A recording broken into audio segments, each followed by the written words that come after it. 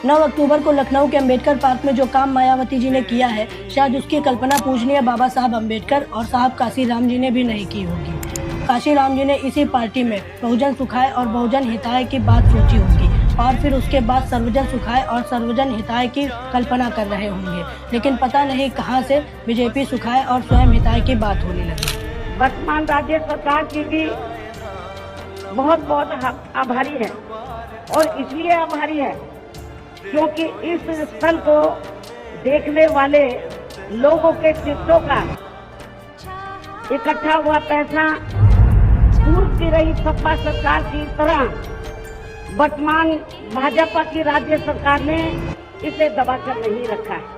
आप कल्पना कीजिए, जब 1977 को रात 9 बजे मायावती जी के पास काशीराम जी गए थे मायावती जी को मुख्यमंत्री बनाने के लिए, तब उन्होंने कभी भी अपने निजी रिश्तों या परिवारवाद की बात नहीं सोची थी। काशीराम जी के दिमाग में बस एक मिशन था कि कभी भी किसी भी दबे कुचले दलित पिछड़े आदिवासी पर अत्याचार न हो और कभी भी कोई दलित किसी का चमचा न बने। इसीलिए उन्होंने ये किताब लिखी, चमचा युग। इस किताब में उन्होंने जो लोग किसी की फालतू में चापलूसी करते हैं उन्हें चमचा, पिट्ठू, दलाल और औजार कहा था। और अभी अपनी धन संपत्ति बचाने के लिए और अपने भतीजे को पद दिलवाने के लिए मायावती जी अपने फलते फूलते समाज को छोड़कर चमचागिरी करने के लिए तैयार है। जब 14 अप्रैल 1984 को काशीराम जी ने Republican party of India RPI से अलग होकर बीएसपी मतलब कि बहुजन समाज पार्टी बनाई थी, तब उन्होंने किसी हकदार को गद्दी देने पर विचार किया था, न कि स्वयं या किसी अपने के लिए गद्दी सुनिश्चित की थी। तो फिर क्यों आज मायावती जी परिवारवाद पर उतर आई हैं? काशीराम जी का एक सपना था कि कोई भी कहीं से भी, भले ही वो झोपड़ी में रह रहा हो, लेकिन वो राजा बनने का सपना देख सकता है। ये बात काशीराम जी ने आपके लिए कही थी। आप ये जो मेरी वीडियो देख रहे हो,